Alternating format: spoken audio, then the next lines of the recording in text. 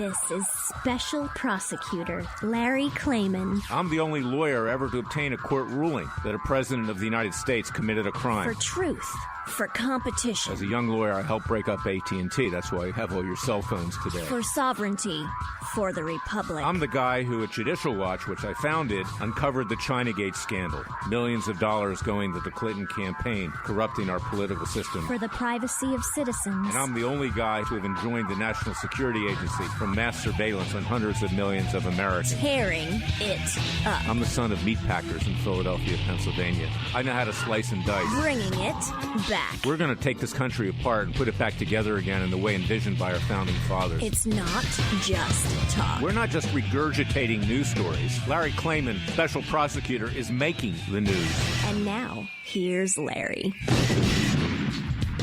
Welcome to this week's edition of Special Prosecutor with Larry Klayman. I have a very special guest coming on, a longtime friend, Cliff Kincaid of America's Survival. We debate a number of issues that are very relevant. I'm going to talk about now. We have a great synergy, and I want you to consider what I have to say as well as what Cliff has to say. Now, I'm a bit more, I would say, aggressive in the way I'm thinking right now than Cliff is, because I've lived this deep state in the executive branch now for over 26 years since I founded Judicial Watch and later Freedom Watch. I've also lived it, in terms of my own life. I've gone through a lot of adversity. I know the way the world is. I know it's a very, very difficult and hard place. And I place my faith in God and his son to carry us through. But where are we today? Today, we're at the precipice of having the government being taken over by radical leftists, radical blacks, radical Muslims, radicals of the Jewish left, radical LGBTQs, I always mispronounce that, and radical atheists, among many others. They are ready to infest the executive branch of government, frankly, like cockroaches. It'll be hard to remove them once they get in there, but we're going to have to try to do it because our country is slipping away. Our country is on its back. It's not even on its knees anymore. It's on its back. And yes, there was massive election fraud. I do believe that. But it didn't even have to occur with regard to a voting system such as Dominion, although that probably is the case as well. The Democrats, as evil as they are, the party of the devil, in effect, they outthought the Republicans. They outmaneuvered the Republicans. The Republicans sat on their derriere. I could use another word, but I won't. And they watched it happen because all these paper ballots went out, as the president predicted. The Democrats saving money. They didn't go door to door. They just simply needed to make calls. Go get this paper ballot out of the mail. Check here. Send it in. That's one aspect of it. I also believe they stuffed ballot boxes with hundreds of thousands, if not millions, of fraudulent votes. And we know that in a number of states, such as California and New York, you can vote 2 and 3 times. When you go in to vote, for instance, in California, a friend of mine told me he wanted to present his ID to show he was actually the person that he said he was. And they said, no, that's illegal in California. You can't show your ID. And what is all the reason for this? And this is what's happened. There's an endemic, systematic corruption, a rot in our government. Our government does not represent we the people. It has broken away from we the people even more than happened in the years leading up to 1776 with King George III. It's out of control. King George III was not a radical leftist. He wasn't a communist. He wasn't a socialist. That's what we've got now, controlling things. And worse than that, as I just said. So this is what we're dealing with. And the courts, as I say in my new book, it takes a revolution. Forget the scandal industry. The courts will not overturn this election. Not that it needed to be overturned, okay, because it's been cooked. The courts are corrupt. How do you get to be a federal judge? Through money. Nobody talks and nobody walks. Some of these federal judges, such as a judge in Washington, D.C. named Randolph Moss, and he's just one of many, gave $38,000 to grease the skids to get his judgeship. Another one in Rhode Island, a protege of Sheldon Whitehouse. I call him Sheldon Outhouse, the Democrat senator up there. That's a mafia-connected state. It's one of the most corrupt states in the country. Paid $500,000 to get his judgeship. This is not unusual. These judges are bought and paid for. And they're not going to stick their neck out for Donald Trump or anybody else. And that's why Sidney Powell can file all the complaints she wants. And Rudy Giuliani, who made a mess, as well as this girl, Jenna Ellis, who President picked off of Fox News to represent him, who won't answer a question when she's on TV because she doesn't know the answer. They're not going to accomplish anything either, just other than making a huge scene. I don't even fault them because the courts will not step in here, nor will the Supreme Court. They're not going to run the gauntlet for 4 states, which it's going to take. So we, the people, need to know that we need to rise up. And that's what I write about in my book. It takes a revolution, forget the scandal industry. You can get it at Amazon.com. And as I've been saying over and over again, read our Declaration of Independence. It is even more moving than the Bible. The Bible's our number one book, Old and New Testaments. But you read this, it's derived from the Bible. It was written by a genius, Thomas Jefferson. He wrote the initial drafts. The founding fathers tweaked it. And it is such a beautiful document, and it relies on God to carry us through. And our founding fathers pledged their fortunes, their sacred honors, and risked their lives to found a new nation. And we sit there on the couch watching Sean Hannity eating popcorn and drinking Coca-Cola and think that that's enough. That's not enough. No more than the garbage that you hear on Fox News, which is constantly spewing forth either anti-Trump rhetoric or predictions like you'll hear on Hannity that things are going to happen. They're not going to happen, not from the government. It has to come from us. It has to come from the American people. And that's why we now need to take justice into our own legal and peaceful hands with citizens' grand juries. I will be commissioning those grand juries. We've already indicted Robert Mueller. We're going to try him once COVID subsides. We're going to seek the indictment of Comey, of Clapper, of Brennan, the intel czars, of Bruce Orr, of the Lovebirds, Strzok and Page, of the Bidens, of the Clintons, of the Obamas, all of them, okay? They need to be held accountable. And as I write in my book, and it's just one of many suggestions, we have the right to indict, to try, convict, to sentence, and even to carry out citizens' arrests. I advocate peacefully and legally. Even in California, the most leftist state in this country, there's a statute which gives citizens the right to, if there's a felony that's occurring or they know of, that they can arrest and turn the guilty over to the authorities. Of course, we don't have any authorities that will carry that out. But as I will discuss with Cliff Kincaid later, is that the president needs to step up to the plate.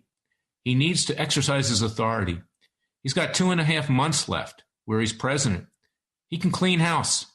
He can fire Blowhard Bill, the attorney general, who's done nothing other than hide under his desk. He can fire the complete disgrace of an FBI director, Christopher Wray.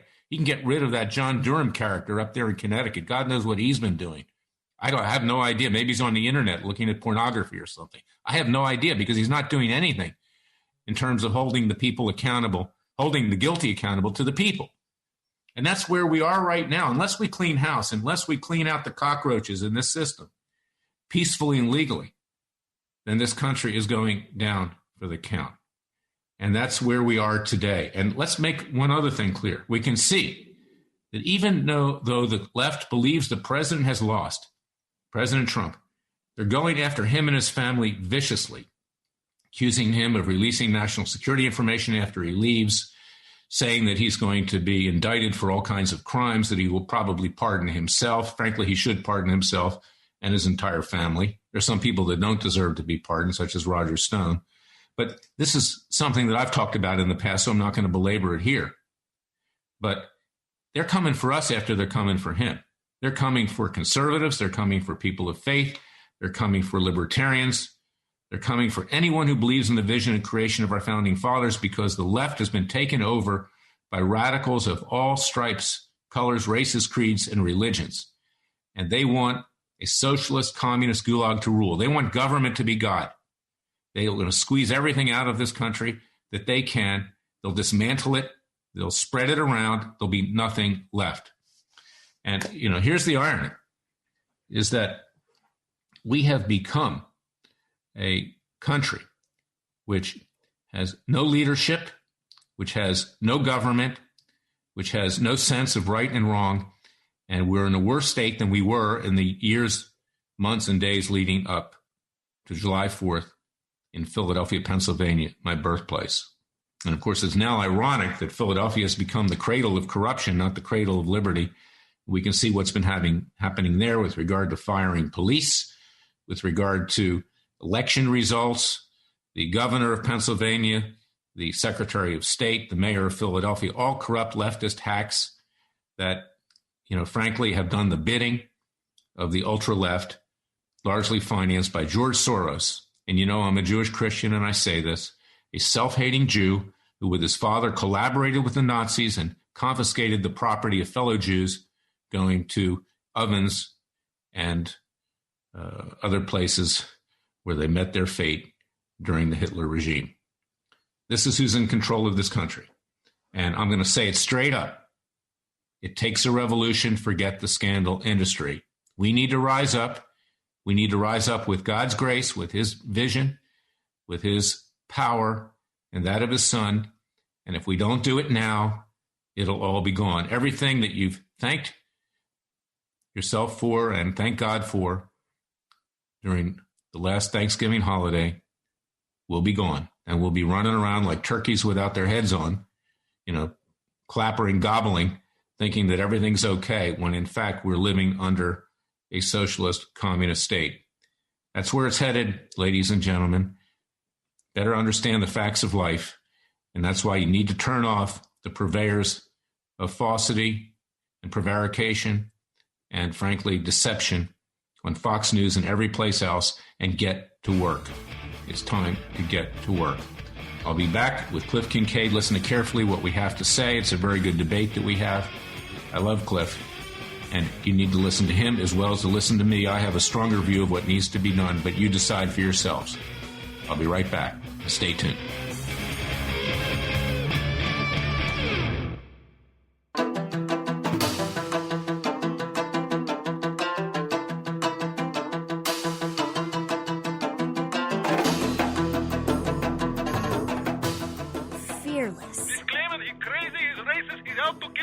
Dangerous. You don't hear, use the court and the law. Lethal. This is bad. Special prosecutor. Very bad.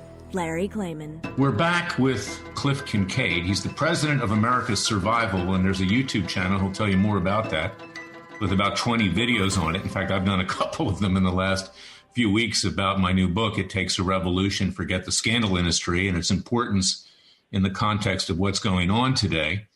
And that's what I want to discuss with Cliff, because he's very knowledgeable.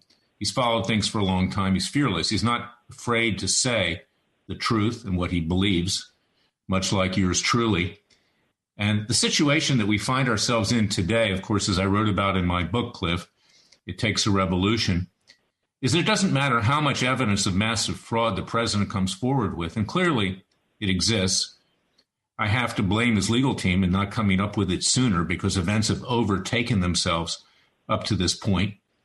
Sidney Powell and Rudy Giuliani gave a press conference, but they didn't present any evidence, and everything continued to march forward. Now Cindy Powell has filed a complaint, a 100-page complaint.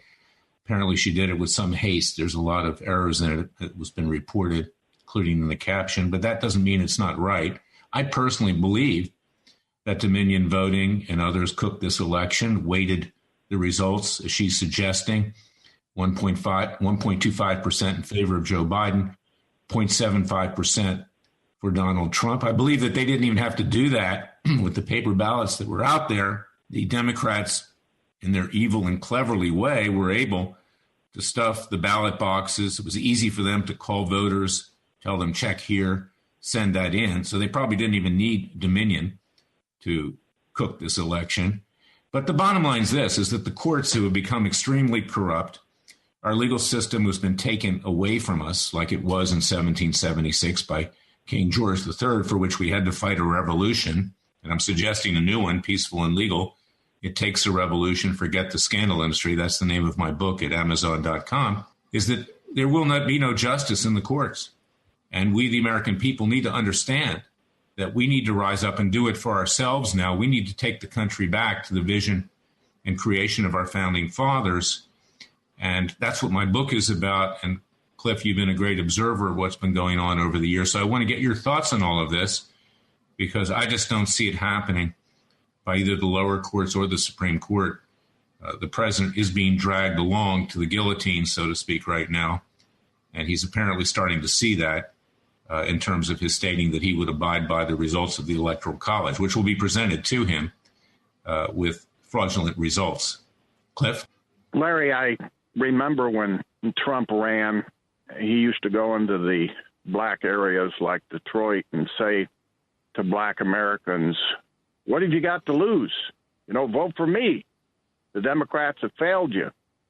Well, I haven't yet given up on the courts totally, but I do think President Trump has to use every legal maneuver and strategy and lawyer available to try to use what's left of anything resembling justice in the system. And that's why the last time we talked, I basically agreed with your position, and I've written a follow-up column suggesting that Trump appoint you as an interim special counsel without being subject to Senate confirmation, and let you use every legal mechanism available to uncover this fraud and expose those who are behind it. What we need in this case, and I don't think I'm totally on board with the claim that these recent legal actions lack evidence. I think there's a lot of good stuff in the Sidney Powell complaint, but clearly we need more lawyers on our side. And through my history, and I think this is why we have become friends and why I've had you twice on my recent YouTube shows, you're the most aggressive lawyer on the conservative side I've ever seen. I know you make a lot of enemies, but I think you have a tendency and a way to get to the heart of the matter. And I say to President Trump, bring Larry Klayman on board. Let's go for the jugular vein here. And in the time we have left, and maybe, just maybe, with God's help, we are going to end up on top. But we need some lawyers like you. And at the same time, though, I sympathize with the thrust of your book, that it's in our hands, ordinary people. We don't have to be lawyers. And that's why recently in some of my 20 or so new YouTube videos, I've interviewed people around the world, people in Canada who are fighting against these lockdowns and the use of COVID to pave the way for the Great Reset, people in Brazil. I even interviewed somebody this week. Cliff, we have to break for the moment. Let's go to the next segment because I want to hear what you have to say. And so do the listeners. This is extremely important.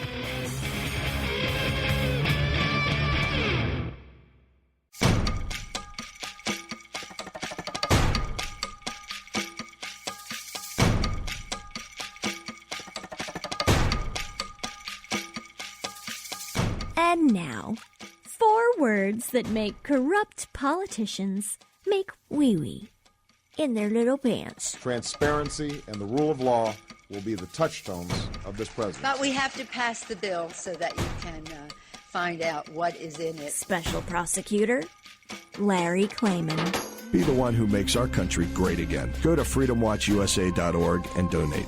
I'm back with Cliff Kincaid. Cliff, continue with your thoughts. They're extremely relevant and very timely. I think we can learn a lot by what's happening around the world, too, because this isn't just a phenomenon unique to the United States. And I was saying I've talked to activists in Canada, Brazil, and other places about this battle for freedom. And people are rising up. Remember, in Brazil, I got a lot of friends down there. We've got a conservative government led by Jair Bolsonaro. And they face some of the same vote fraud problems down there that we're facing here. But what was so surprising to me, Larry, was this week I had a great interview with a state rep out of Idaho, State Representative Heather Scott, who's really on top of this whole problem. We talked about the Great Reset, the use of COVID as a tool of tyranny. But when I got her email and her newsletter, I thought to myself, Idaho? That was supposed to be a frontline conservative state, and they've got the same problems we're facing in the rest of the country in Washington, D.C. And sure enough, she told me that their, quote, Republican governor is totally on board this great reset and is using the powers of government at his level to impose all these draconian restrictions on people. And so I guess what I'm saying is the same thing you describe in your book, where there's an uprising of the people. People have to take this power back, is happening around the world, is happening in places of all things, Utah, conservative Utah, and gradually everybody's waking up. Now, whether we're going to be ultimately successful in the courts through these legal maneuvers, and I repeat, I think Trump ought to bring you on board, let you use the system to expose the system, but at the same time pursue these other strategies where we, the people, can take the power back into our own hands. Well, we have to, and we have to recognize that we conservatives, people of faith, libertarians, we're not the majority in this country anymore. And going back to revolutionary times, the founding fathers had to coalesce the colonialists. They at first did not want to break away from the British Crown. Even many of the people in the Continental Congress in Philadelphia didn't want to do that. John Dickinson, from Pennsylvania, was a big advocate against it, among others. So we have to convince the majority to do this. And a small group of people, of course, can do that. Now, I appreciate and, I thank you for your suggestion to name me special counsel. I am, of course, ready, willing, tanned, ready, and rested to do that. I'm not rested, but I'm tanned in any event. But the bottom line is that it's not going to happen, okay? And we know it's not going to happen because the president has followed the advice of establishment Republicans throughout with all of this. And that's why the judges, and I talk about this in my book, It Takes a Revolution, Forget the Scandal Industry, recommended to him by Leonard Leo of the Federalist Society, basically lobbyists, Republican lobbyists, do not have the courage, frankly, or the integrity. I've been up with 8 of them already. They run for the exits. They're afraid of their shadow. And then, of course, you've got the Obama and Clinton judges. And the Supreme Court has a fragile conservative majority. In fact, it's not really a majority anymore with John Roberts going left. And, of course, there are a lot of reasons for that. And then, of course, we have Roger Stone. He's always the fly in the ointment. I have several lawsuits against him for defamation. He defamed my client, Dr. Jerome Corsi, and me. And I believe that he poisoned the well with me with regard to the president. I've had no contact with the president for 4 years, although I've in effect been his defense firm during that time period. So, yes, I welcome that. But the president has an issue in that he seems to choose people that he sees on Fox News. I mean, that's absurd, okay? You've got to get people who really know what they're doing here, and none of his lawyers do. You've got Giuliani, who's over the hill. At one time, he may have been a good lawyer. He was certainly a good administrator, and for a while, a good mayor of New York City. You've got this woman, Jenna Ellis, that he saw on Fox News, who's so incoherent that people are laughing at her. She won't answer a question. And then Sidney Powell, who was actually fired apparently by the president, although he won't say that for whatever reason, who came in very late with this case that she has in Georgia. And that's only one state among 4 states. So, I'm not optimistic that the courts will solve this problem. But I am optimistic that the American people, if we start doing something and turn off Hannity and turn off people like that on TV and start actually doing something, it would be helpful. I was watching Hannity the other day, Cliff, and they're still promising all kinds of stuff that are going to happen. Ridiculous. Yeah. Devin Nunes and others, because they need to have a reason for being. They need to get on Fox. They need to raise money in their own mind. They need to get reelected. But I don't believe that the answer is at the ballot box anymore. I don't. What has the Republican Party done? They knew this was happening. They knew this was going to happen with the fraud. They knew the paper ballots were going to cause Biden to likely win. And even Maria Bartiromo, one of the last conservatives left on Fox Business and sometimes Fox News, asked Congressman Andy Biggs, why did you get caught flat-footed? You saw this coming. What did you do about it? So the answer to me, as I say in the book, It Takes a Revolution, is not in the executive deep state, because they've tried to destroy the president, the executive deep state, executive branch, nor is it with the clowns and court jesters on Capitol Hill, and nor is it in the courts, which, as Thomas Jefferson predicted, would become despots because they're unelected and ultimately result in another revolution. And he predicted a bloody revolution every 20 years. And he said, what's a few thousand dead to preserve the tree of liberty? Well, he didn't want to see that, and I don't want to see that either. But unless we actually rise up and do something now, that's where we're headed. And you can see, and I want to get your thoughts on this too. I know I'm, taking this segment over in a way, and I apologize. But you see, the left is vicious. And even though the president is likely out the door, they're still trying to destroy him with claims he's going to release classified information, disparaging his family continuously. They want to see him dead and buried, actually dead and figuratively buried. So the next people on their hit list, of course, are people like you and me and conservatives and people in faith who have stood up to the left. There's going to be a purge. They'll now control the Justice Department. They control the IRS. They control Department of Homeland Security, CIA, NSA, the intelligence agencies. They want to see us gone. They want to see us dead and buried, Cliff. That's what I believe. And either we rise up peacefully and legally, strongly, or we'll be effectively removed from the body politic of this country.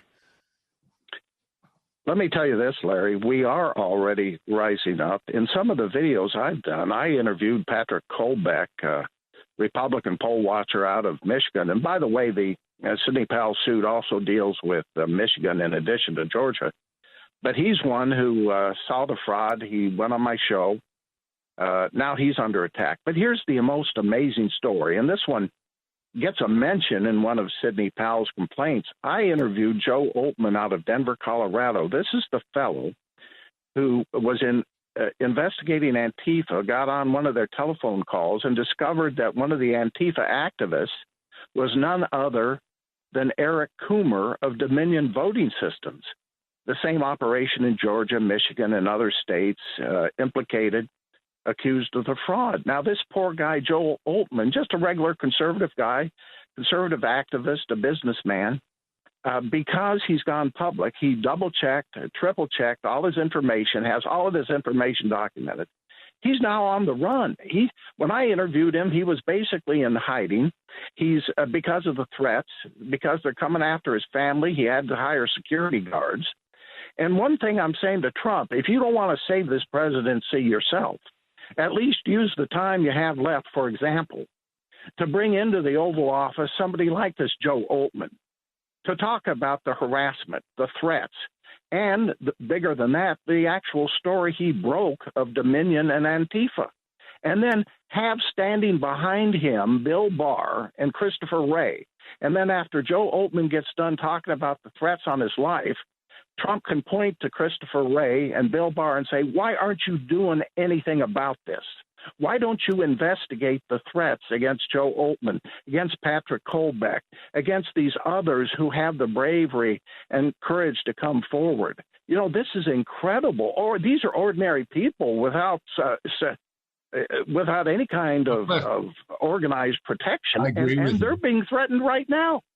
I agree with you, but Trump should not only have them in the Oval Office, he should publicly fire them, okay? For all the American people to see, because they have not done their job. They've covered things up. Barr you can have all the investigations you want, but if you don't bring indictments and cases, then what good is it? It's like my former group, Judicial Watch, saying, okay, let's get documents, and then begging the government to do the job of the people. It's the same government that dragged its heels and didn't want to give you the documents. So you're now asking to bring investigations and indictments. I mean, forget it. It's not going to happen. It's a charade. I agree with you. But I guess what I'm saying, Larry, is that after he brings people like Joe Oltmann, Patrick Kolbeck, the others who have investigated, documented the fraud into the Oval Office, then he points a finger at Barr and Wray and says, what are you doing about this? And they say nothing. Then, yes, you fire them on the spot. Look, Trump can do this. He can clean these agencies out. He already fired Esper. He's put new people in at the NSA and DOD. This is getting too late in the day, and I think you and I know it.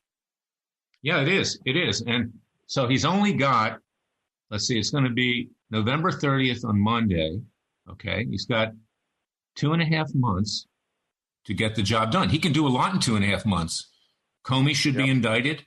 McCabe should be indicted. Clapper and Brennan, the Lovebirds, Bruce Orr, and of course, the Obamas, the Clintons, and also the Bidens. But you know what? Our Attorney General has declared the latter three, the Obamas, the Clintons, and the Bidens, off limits. Why is that? Yep. Because it's mutual assured destruction in Washington, D.C. Everybody has dirt on everybody else, thanks to the NSA and the intelligence agencies and other sources of gathering dirt. And they don't want to risk their skin. And that's the same problem you have on the federal bench, is that they're afraid and they protect themselves. They don't protect the American people. They become a bunch of yes men. As far as the judges are concerned, how do you get to be a federal judge? Political campaign contributions. Your judgeship is bought and paid for. And many of these judges, like Randolph Moss, is just one example, in the D.C. District Court, $38,000 of his own money to grease the skids to get him his judgeship. Another judge in Rhode Island, $500,000 to get him a job. These are who these judges are, and people need to know it. And that's what my book, gets into, because we don't have a legal system that will protect us. There is no legal system. There is no government that will protect us. But yes, you're right, Cliff. The president has the power now. In fact, in the last few days, the president obviously leaked that he may consider attacking Iran. Okay, and then the Israelis say, "Well, we're preparing." That's not going to happen. Okay, that's not going to happen.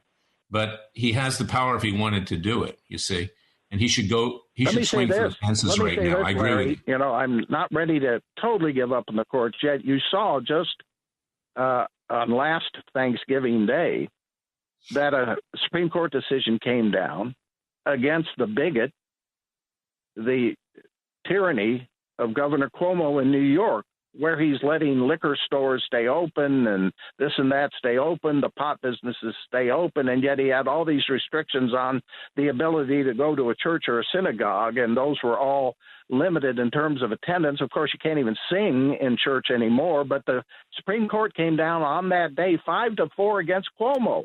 Now, Roberts was in with the liberals. The three liberals, so it was 5-4, but Amy Coney Barrett did make a difference there. So that gives us some hope, doesn't it? Well, it gives us hope on those kinds of issues, but that's different, for instance, than talking about indicting very powerful people in Washington, okay, and holding them accountable. It's fundamentally different because look at Roberts. I mean, probably one reason he's voted with the liberals is because Roberts is rumored to be a closet gay. He doesn't like religion because most of it stands against homosexuality. That's just the way it is. I'm sorry, I'm calling it like it is. Cliff, stay around for the verdict segment, and we'll finish these thoughts, because I do agree with you. They can make some change. But when it gets to lopping off the heads, figuratively speaking, of the powerful in Washington, D.C., I don't think you're going to see it, or the election. I'll be right back.